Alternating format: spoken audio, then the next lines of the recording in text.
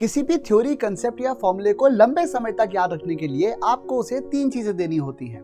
पहला है टाइम, दूसरा है रिपीटेशंस और तीसरा है एक इमोशनल कनेक्ट। अगर हम टाइम के बारे में बात करें तो अक्सर हमारे पेरेंट्स या हमारे टीचर्स लिख लिख के याद करने पर जोर देते हैं। सवाल है कि इससे फायदा क्या होता है। इसका रीजन ये है कि जब भी हम किसी चीज के ऊपर बहुत सारा टाइम स्पेंड करते हैं तो हमारे शॉर्ट टर्म मेमोरी की नजरों में उस चीज की इंपॉर्टेंस बढ़ जाती है और वो उसे लॉन्ग टर्म मेमोरी में ट्रांसफर कर देती है।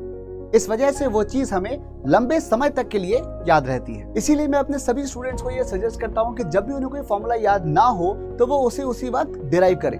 डिराइव करने से पहली बात तो वो उस चीज के ऊपर ज्यादा टाइम स्पेंड करेंगे, दूसरी बात उससे वहां जो रिलेटेड कंडीशंस हैं उनके बारे में भी रिवीजन हो जाएगा और तीसरी बात इससे जो रिलेटेड कंसेप्ट्स हैं वो भी रिवाइज हो जाएंगे। दूसरा कंसेप्ट है रिपीटेशंस। अगर हम किसी चीज को बार बार रिवाइज करते हैं तो मेमोरी रिटेंशन के चांसेस कई गुना बढ़ जाते हैं। थ्योरी को याद रखने के लिए रिपीट करने का तरीका है रिवीजन्स। जो चीज आपने आज क्लास में पढ़ी है उन नोट्स को एक बार क्लास के बाद रिवाइज करना है, उसके बाद नेक्स्ट डे फिर से रिवाइज करना है, उसके 3 दिन बाद फिर से रिवाइज करना है, उसके 1 हफ्ते बाद फिर से रिवाइज करना है और उसके 15 दिन बाद एक बार फिर उसे देखना है।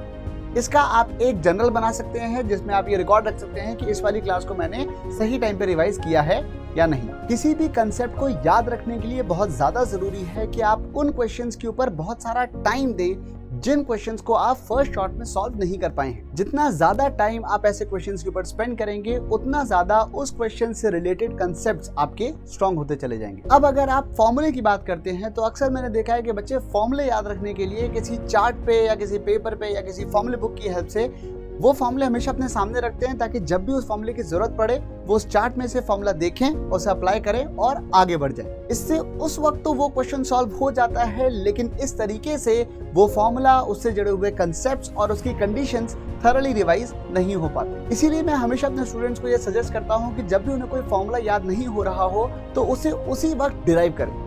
इससे क्या होगा कि ज्यादा से ज्यादा 2 या 3 बार आपको वो फॉर्मूला डिराइव करना पड़ेगा, लेकिन हर बार उससे जुड़े हुए सारे कंसेप्ट्स और सारी कंडीशंस आपकी थॉरली रिवाइज हो जाएंगी और दोबारा वो फॉर्मूला कभी आपको परेशान नहीं करेगा। अगर आप किसी चीज के साथ इमोशनली कनेक्ट होते हैं तो वो चीज आपको बहुत लंबे समय तक याद रहेगी। चलिए इसे एक एग्जाम्पल से समझते हैं। मान लीजिए कि आप कहीं बाहर से घूम कर आए हैं और मैं आपसे पूछूं कि बताइए आपने सड़क पे कितनी व्हाइट कलर की मारुति स्विफ्ट कार्स देखी। शायद आपको इस बात का आंसर नहीं पता होगा क्योंकि ध्यान ही नहीं दिया।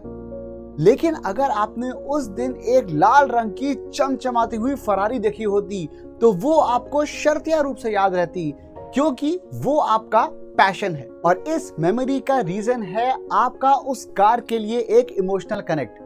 अगर वो कार आपने देखी होगी तो वो कार, उसका कलर, उसका ड्राइवर, उसकी शक्ल, ड्राइवर के कपड़े सब आपको 100% याद रहेंगे। इस कार को देखने या ना देखने की मेमोरी को आप इसीलिए रिटेन कर पाए क्योंकि आप कहीं ना कहीं उस कार से इमोशनली कनेक्टेड थे। चलिए इसका एक और एग्जांपल देखते हैं। मान लीजिए कि आप एक मूवी देखने जाते हैं जिसके अंदर एक गाना है जिसके अंदर एक बहुत ही खूबसूरत सी एक्ट्रेस डांस कर रही है। जब मूवी खत्म होती है और आप घर आते हैं तो आपको वो एक्ट्रेस तो याद रहती है पर उन एक्स्ट्रास के बारे में आप भूल जाते हैं। रीजन तो आप समझ ही गए होंगे। ठीक ऐसे ही अगर आप प्रैक्टिस करते टाइम एक क्वेश्चन अटेम्प्ट कर रहे हैं और आपको लग रहा है कि ये क्वेश्चन तो आसानी से सॉल्व हो जाएगा, लेकिन एक्चुअली उसे सॉल्व करते टाइम आपका आंसर मैच नहीं किया। इसके बाद आपने उस क्वेश्चन को कई अलग अलग तरीकों से सॉल्व किया, बार बार अपनी गलती ढूंढने की कोशिश करी, लेकिन फिर भी आपका आंसर मैच नहीं किया। ऐसे में बहुत ही ज्यादा हैरान और परेशान होकर बिल्कुल बिना सोचे आपने अपना फोन उठाया और मुझे फोन लगा दिया। रात के 12 बजे जब मैंने आपका फोन देखा तो एक बार तो मुझे डर ही लग गया कि पता नहीं क्या हो गया।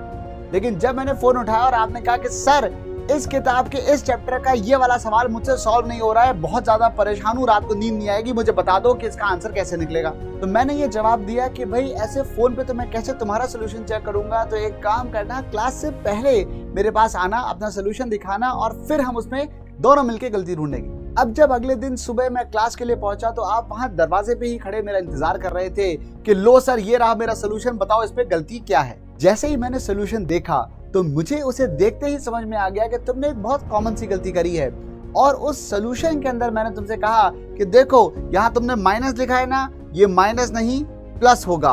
और जैसे ही तुमने ये सुना और तुम्हारा रिएक्शन था अरे यार, ये गलती मैं कैसे कर सकता हूँ। अब भले ही वो पर्टिकुलर प्रॉब्लम आपसे अपने आप सॉल्व नहीं हुई, लेकिन जो एफर्ट और इमोशनल कनेक्ट आपने इस गलती को ढूंढने के लिए लगाया है, उसके चलते वो पर्टिकुलर गलती आप दोबारा नहीं करेंगे और उस कंसेप्ट से जुड़े हुए क्वेश्चंस को सॉल्व करने की अप्रोच आपको हमेशा याद रहेगी। इसीलिए मैं अपने स्टूडेंट्स को ये एडवाइस करता हूँ कि जब भी वो किसी क्वेश्चन को अटेम्प्ट करें तो उस पर गिव अप मारने से पहले कम से कम 15 मिनट का एक सिंसियर एफर्ट जरूर दें। उम्मीद है कि ये सेशन आपके लिए हेल्पफुल रहा होगा।